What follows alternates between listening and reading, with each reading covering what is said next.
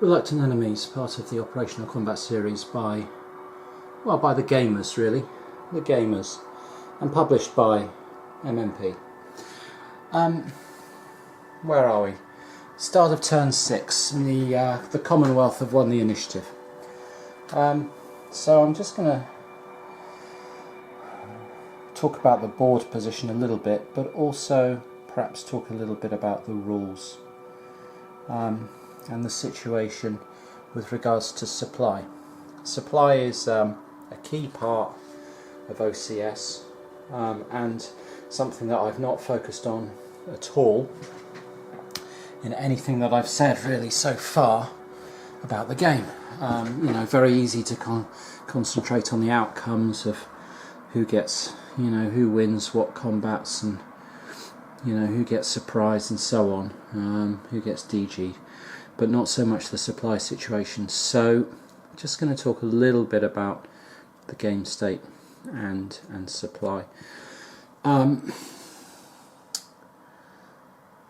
So it makes kind of sense to start talking about that over here in this kind of desert theatre. You have essentially 3 theatres in the game, one of which is the sort of desert theatre, which runs from Damascus through this desert area roughly down here to this sort of railroad down here. And the key supply lines for the Allies are that road and railroad, which are your sort of means of trace supply up there through to Damascus. Now the Commonwealth had made some gains up through here and had kind of reached this point here, Sheikh Meskin and Ezra, and were turned back largely by the power of that armour and mechanised, which was being doubled, and the rather unpleasant understanding that all the air power that the Vichy can bring to bear could wreak havoc on them, and then that could run through their DG'd units, and that was going to get quite messy. So they had to turn back and try and think of a new plan. You can see they've regrouped there inside cover of their fighters. The Vichy could actually have pressed the attack further. The reason that they didn't is because their depot up here, if I can sort this out, is this their depot? Yeah, their depot is down to 2 supply points. Now in OCS a supply point will roughly pay for one supply, a supply point is equal to 4 supply tokens, and a supply token would pay for this unit to move, this armour unit to move. It would pay for a couple of units to fight. So had this lot decided to move and fight, it would have been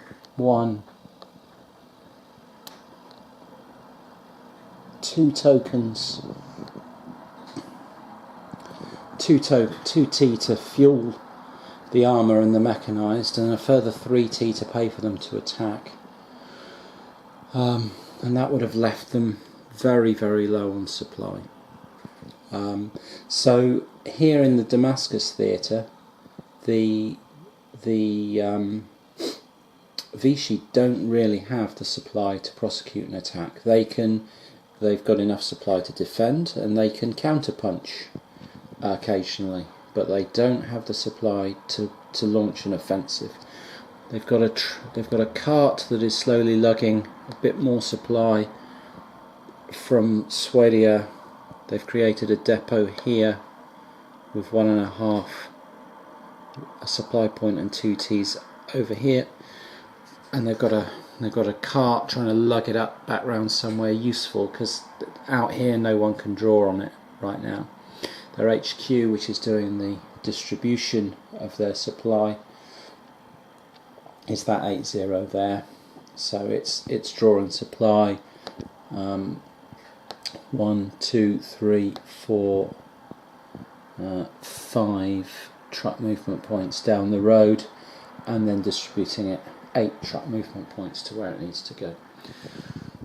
So their situation is militarily sound right now.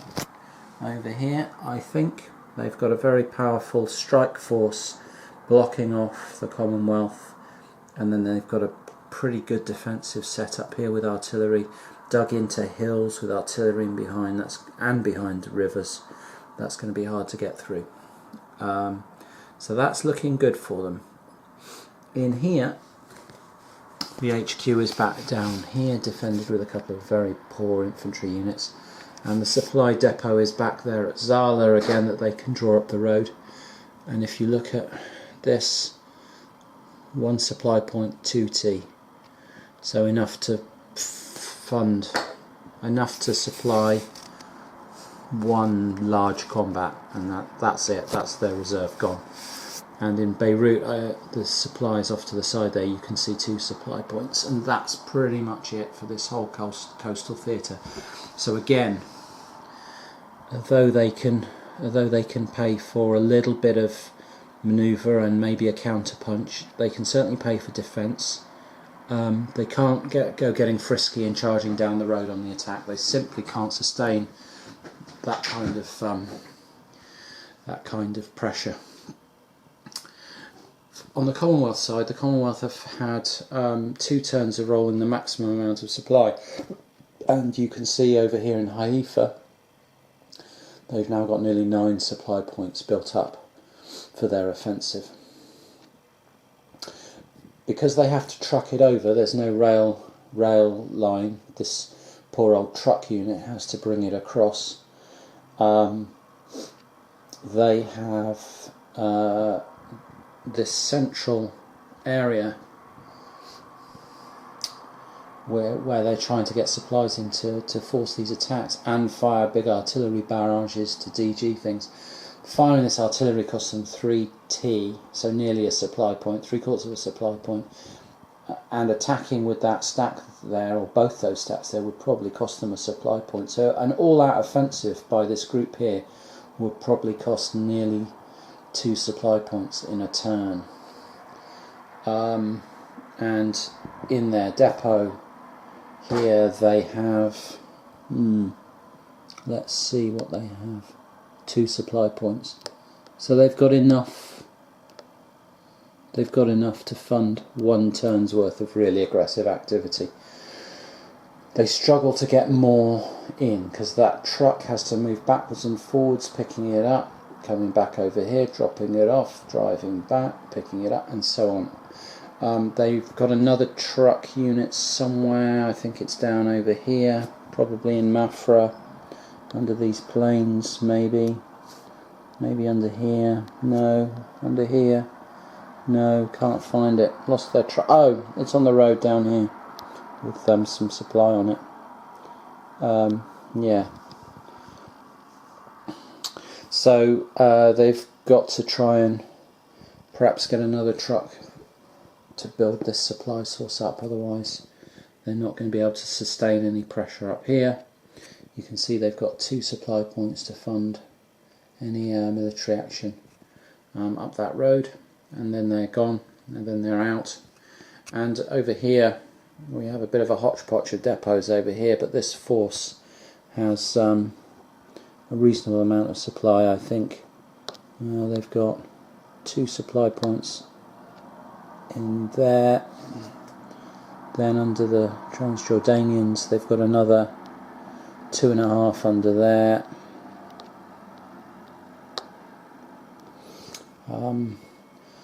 2 T's coming up the road, and 1 that can be railed up from Amman. So in this theatre, that's 6 supply points.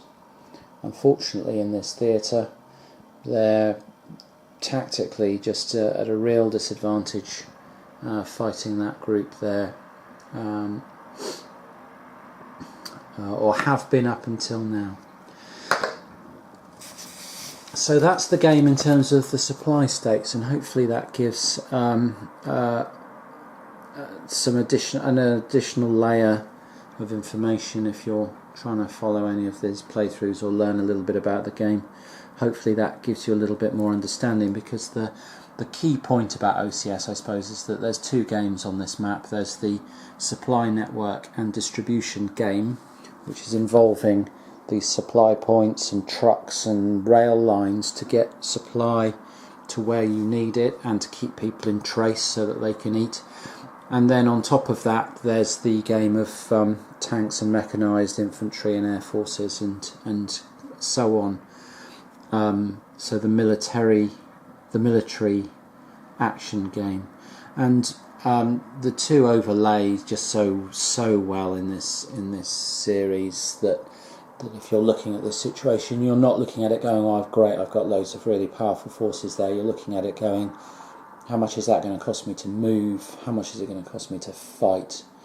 So you're asking those questions even before you're looking at targets. You know, can I afford to move and fight with this group, or do I have to defend with it, or just, you know, build up my resources more? And those are the questions and the kind of contexts that make the actual action in this game so interesting. So a little bit about turn 6 then. We're coming into turn 6, which is the June 17th turn, and what that means for the Commonwealth is that a new infantry, what would we call that? 3 infantry battalions and some artillery, or 3 artillery battalions. 3 infantry battalions for sure, 2 infantry battalions and infantry artillery, sorry. Start again, brain and gear. 3 infantry battalions, 2 artillery battalions, 1 artillery company. Are we calling that a division? Are we calling that a brigade? Anyway, a British infantry division, let's call it, has arrived in Haifa, and also an air force to speak of has finally arrived to provide some parity with the very scary Vichy Air Force that has been bombing the hell out of things for the last couple of turns. And what that means is that the Commonwealth are hoping to get some protection into this area, and what they're going to do is Alan here, the commander, is going to construct an airfield in that area, I think. That's what I was kind of planning to do. And that's going to cost a supply point, which again brings us back to the supply issue here. But I've just rethought that, and I actually think now, no, Laverack needs to be within 5 to draw his supply out of Haifa and supply up the road. I think Alan is in the best position to do this. So I think Alan is going to build an airfield, use his engineering capacity as an HQ to build an airfield, and then we're going to, the Commonwealth are going to put 2 of their fighters, or their 2 fighters, these 2 3-1 Hurricane units, up into that airfield, and that, with a 10 hex range, is going to give them some patrol capacity over this front line here and the likely area of action here. And so we're going to try and protect these 2 theatres from one airfield out of there with the fighters to minimise the amount of damage that these bombers can do to our attempts to push forward. I think the hope is that the Commonwealth will draw resources into this area, and that will then free up some of the resistance in the Damascus area. That actually if the Commonwealth can make ground over here and convince the Vichy that they're under-resourced here and over-resourced here, then we might see some of this material leave and get railed back round into this theatre, or use road movement to get back into this theatre, and therefore free up these units again for a more another attempt, but to make ground. But at the moment these are in a pretty passive position, and the Commonwealth is looking at these two areas to push forward, and building an airbase here is like the next step in allowing them to make ground with aggressive action. It has to be said though that these guys here are still facing some significant artillery forces in there that they're going to have to try and get through, which is DGing them there, and similarly up here. So they are facing a tricky position. The Commonwealth, the Vichy have got their defences well locked down and have laid their stall out pretty effectively, I think.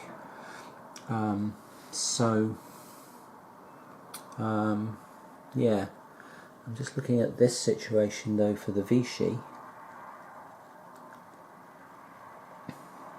and I don't think they can't trace supply through this road, because these pioneers have moved up and cut their supply into there.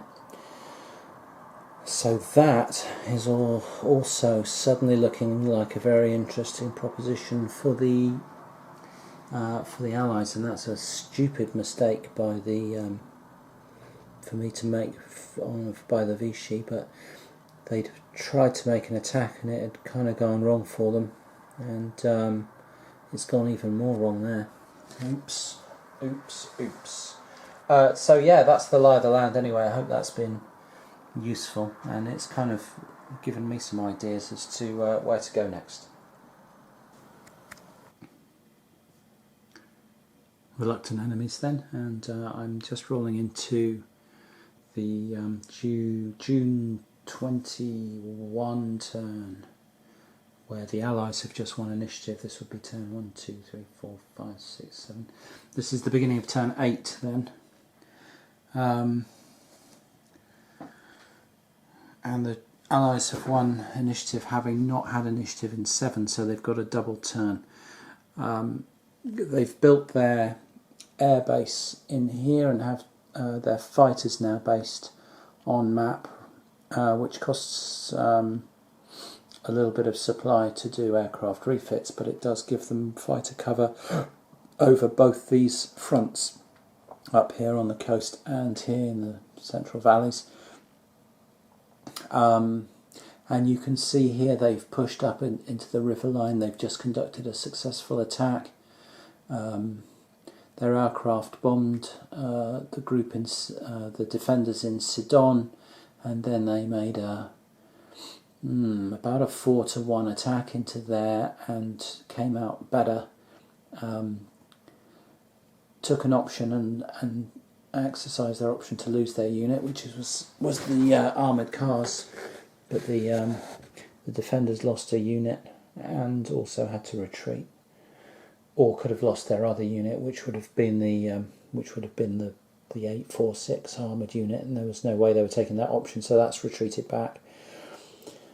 That means that these infantry and whatever is underneath there are now cut off and surrounded, and with the Allies having another turn, they could be in some trouble.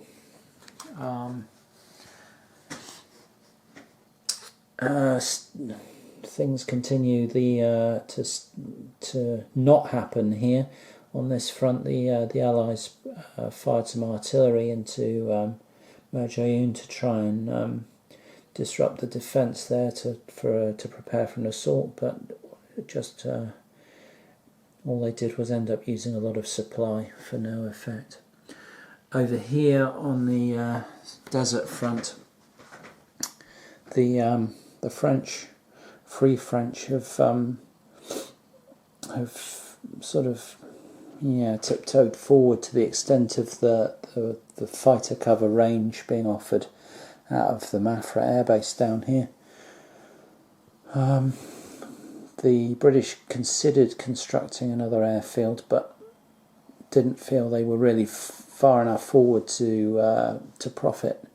They wanted to be they want an airfield. If they're going to build one, they want it significantly further forward than this, so that it can cover, more attacks. But unfortunately, this dangerous group here continues to sit there. The French have a new plan, which is to come forward with some infantry and cavalry into hexes like this, which have the lava fields in, which is that sort of freckled grey stuff. That's lava field, and that's prohibited for track and truck. And if you attack along a railroad or a road into it, then you're halved as armour or mech. So that would provide protection from that stuff, and they might be able to slide up the railroad and at least be making some sort of progress up here. But it's all pretty sketchy. But they don't have an answer to the strength of that and the threat of the air power still. And the Commonwealth and French have been concentrating their efforts and a bit more of their supply up in this area where it looks like there is ground to be made. So that's where we've got on June the 20th, at the end of June 19th, coming into June 21st.